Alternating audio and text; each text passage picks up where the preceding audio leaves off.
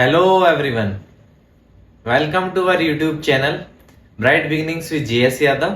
तो कैसे हैं आप सभी? आप सभी अच्छे होंगे, स्वस्थ होंगे, मस्त होंगे। तो आपका जो सेशन स्टार्ट हुआ है अभी न्यू 2024-25 का, उसमें आज से हम 12th क्लास की मैथमेटिक्स की क्लासें बहुत ही अच्छे वे में, इंटरेस्टिंग वे में स्टार्ट कर रहे हैं। पूरा सिलेबस ओरिएंटेड होगा बैच, डेडिकेटेड क्लासेस चलेगी रेगुलरली।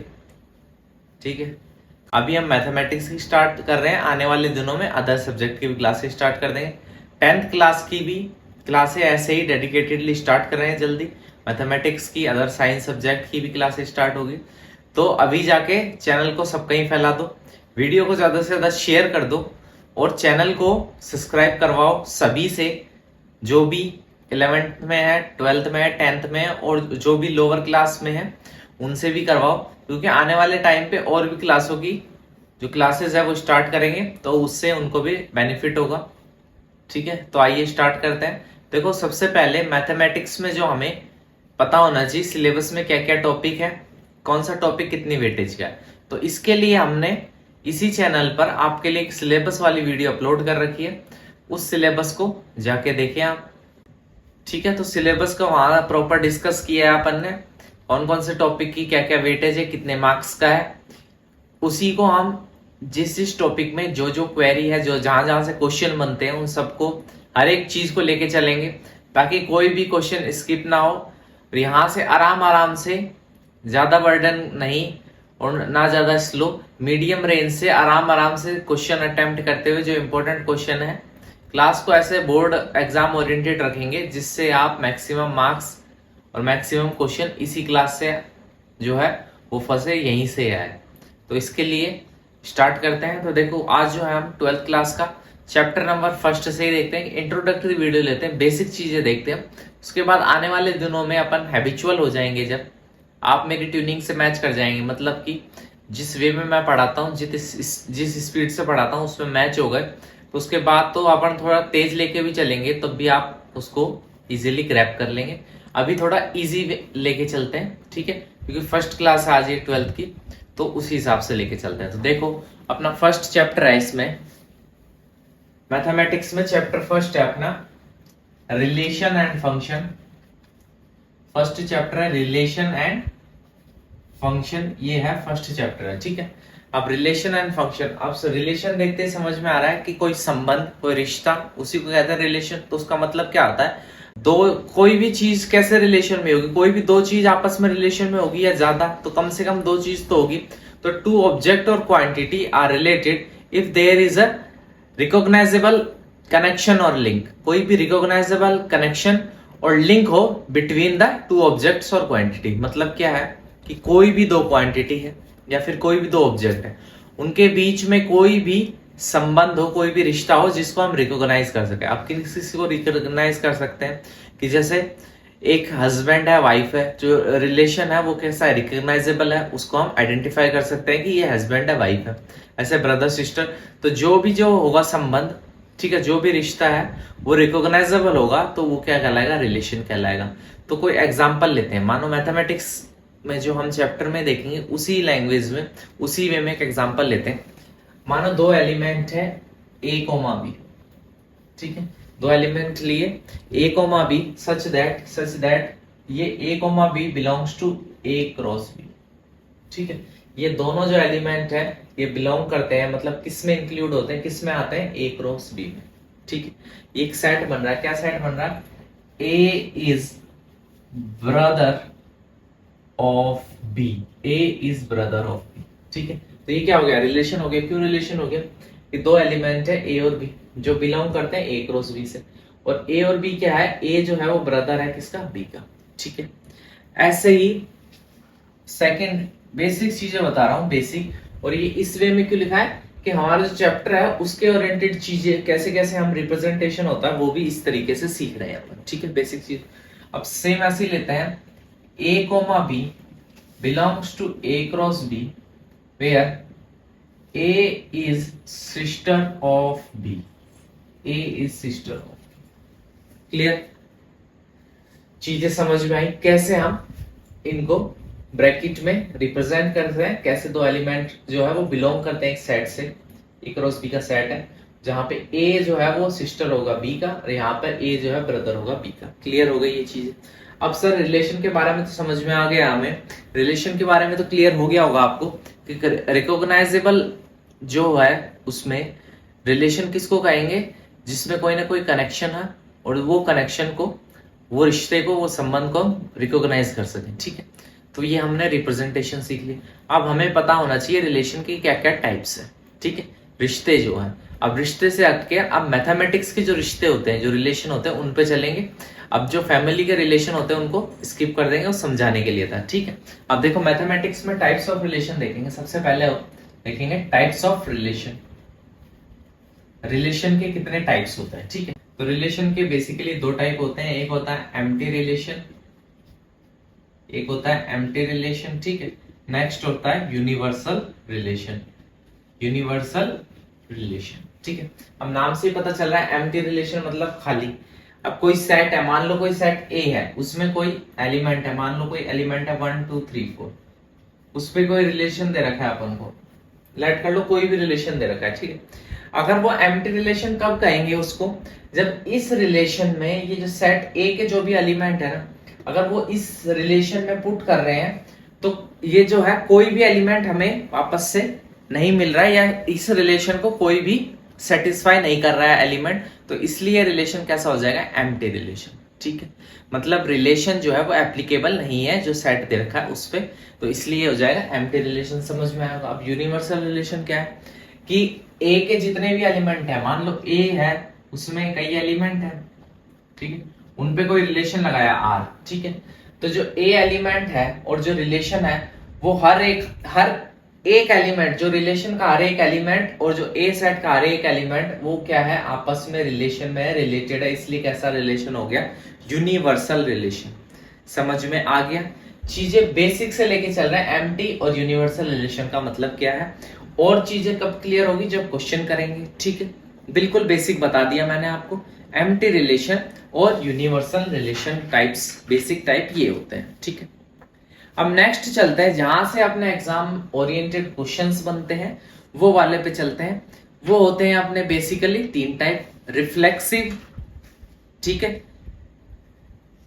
वो बेसिकली जिससे अपने एग्जाम में क्वेश्चंस बनते हैं। ठीक है, और जो मैक्सिमम जहां से क्वेश्चन आते हैं वो होते हैं रिफ्लेक्सिव, सिमेट्रिक और ट्रांजिटिव रिलेशन जो है, रिफ्लेक्सिव, सिमेट्रिक और ट्रांजिटिव, इनके बारे में समझते हैं सबसे पहले। तो आइए देखें, सबसे पहले देखते हैं रिफ्लेक्सिव किसको कहेंगे, ठीक है, सिमेट्रिक किसको कहेंगे और ट्रांजिटिव किसको कहेंगे।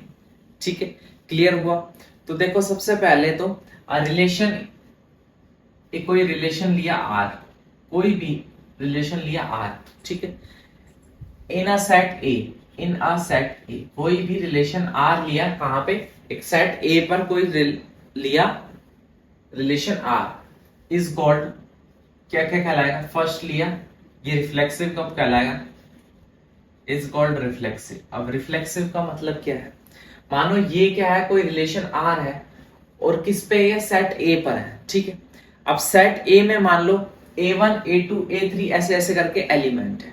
ठीक है, तो अगर A1 A1 belongs to R, कोई रिलेशन है उसमें मानो कोई एलिमेंट है 1 2 3 4, क्लियर, उससे कोई रिलेशन बनाया। अब रिलेशन में इसका कहने का मतलब ये है कि हमें रिलेशन में ऐसा कुछ मिल रहा है। अगर ऐसा कुछ मिल रहा है मतलब A1 A1 belongs to R, second element A2 A2 belongs to R, A3 A3 belongs to R, A4 A4 belongs to R, यही है। अगर ऐसा है, कुछ ऐसा दिख रहा है, ऐसी पिक्चर दिख रही है हमें, ठीक है, तो इसका मतलब क्या है, अगर ऐसी पिक्चर दिख रही है तो इसका मतलब क्या है, रिफ्लेक्सिव रिलेशन है। समझ में आई होगी चीज। ठीक है, और ये कब एप्लीकेबल है, for every A belongs to A, मतलब ए जो है, ए सेट जो है उसके ए, स्मॉल ए का मतलब क्या है, उसके एलिमेंट जो है वो सारे क्या है, बिलोंग करते हैं समझ में आ गई, सभी पे एप्लीकेबल होना चाहिए। ऐसे नहीं है हमें देखो 1,1 तो दिख गया, 3,3 दिख गया, 4,4 दिख गया, लेकिन 2,2 नहीं दिखा, तो भी वो रिफ्लेक्सिव नहीं हो। क्लियर हो गई चीज, समझ में आ गई होगी। सेकेंड टाइप क्या बताया मैंने, ट्रांजिटिव। ठीक है, सेकंड रिफ्लेक्ट सिमेट्रिक देखते हैं, ट्रांजिटिव थर्ड टाइप में ले लेंगे। देखो स्टेप बाय स्टेप ही चलना ठीक रहेगा, नहीं पहले मैं ट्रांजिटिव भी बता सकता था, स्टेप बाय स्टेप चलते हैं, कंफ्यूजन भी नहीं होगा आपको। सिमेट्रिक क्या है, ठीक है, अब मानो सेम कोई रिलेशन है किस पे, सेट ए पे। ठीक है, अब देखो अगर A1, A2 belongs to R, ठीक है, A1, A2 belongs to R मतलब पहला एलिमेंट और दूसरा एलिमेंट जो है उन दोनों का कोई एक ग्रुप बना हुआ है, वो किससे रिलेशन में बिलोंग करता है। ठीक है, तो इसका मतलब क्या है, ये इंप्लाई करता है, क्या इंप्लाई करता है कि A2, A1 should also belongs to R। मतलब कि अगर किसी रिलेशन में दो एलिमेंट, मानो वो A1 है A2 है, वो जो है वो उस रिलेशन में एग्जिस्ट करते हैं, तो साथ के साथ उनका जस्ट रिवर्स जो है वो भी उस रिलेशन में एग्जिस्ट होना चाहिए। अगर ऐसा है, अगर ऐसा है इसके लिए, for all A1, A2 belongs to A, A1, A2 जो है वो A सेट से बिलोंग करने चाहिए। ऐसा अब देखो इसके लिए क्या है, मानो A1, 2 है, ठीक है, एक रिलेशन बनाया हमने, जो रिलेशन कुछ भी हो सकता है रिलेशन, मैं एक एग्जांपल लेके बता रहा हूं। अगर ये एग्जिस्ट करता है तो इसका मतलब ये है 2, 1 भी आना चाहिए उस रिलेशन। अगर ऐसा है, ठीक है, अगर ऐसा है, जो पिक्चर है उसकी रिवर्स पिक्चर, उसकी जस्ट रिवर्स भी है उसमें सेट में, रिलेशन के सेट में, तो इसका मतलब क्या है, वो सिमेट्रिक रिलेशन हो जाएगा। क्लियर हो गई, समझ में आया होगा, बिल्कुल इजी वे में लेके चला। अब तीसरा है अपना transitive, transitive relation, transitive relation. अब ये क्या चीज आ गई, ट्रांजिटिव रिलेशन क्या कहता है, अगर A1, A2 belongs to R, A1, A2 belongs to R, ठीक है, A1 और A2 कोई भी एलिमेंट लिए, मानो A1 है A2 है, ये रिलेशन R से बिलोंग करते हैं, ये रिलेशन R में है, ठीक है, and A2, A3 belongs to R। अब A2 और A3 भी जो है वो रिलेशन में एग्जिस्ट करते हैं, ठीक है, तो ये इंप्लाइज, दिस इंप्लाइज क्या इंप्लाई करता है कि A1, A3 must also belongs to R। तो A1 और A3 जो है वो भी उस रिलेशन में एग्जिस्ट करने चाहिए, किस किस के लिए, for all A1, A2, A3 belongs to A। A1, A2, A3 मतलब कि जितने भी एलिमेंट उसमें सेट में है वो सारे जो है वो बिलोंग करते हैं, जो भी एलिमेंट इस रिलेशन में लेंगे वो सारे सेट A को बिलोंग करते हैं। और जो है अगर A1 और A2 उस रिलेशन में है तो ये कहता है कि A2 और A3 भी रिलेशन में है, तो A1 और A3 भी रिलेशन में होना चाहिए, वो भी कुछ रिलेशन में होना चाहिए, ठीक है, वो भी एग्जिस्ट होना चाहिए। अब देखो एग्जांपल एक समझाता हूं, मानो इसमें 1, 2 है रिलेशन में, ठीक है, रिलेशन निकाला तो उसके सेट में है, ऊपर से 2, 3 भी है, तो इसका कहने का मतलब है कि 1, 3 जो है वो भी मस्ट होना चाहिए, इस रिलेशन में एग्जिस्ट होना चाहिए। अगर ये एग्जिस्ट हो रहा है तो ये कैसा हो जाएगा, ट्रांजिटिव रिलेशन हो जाएगा।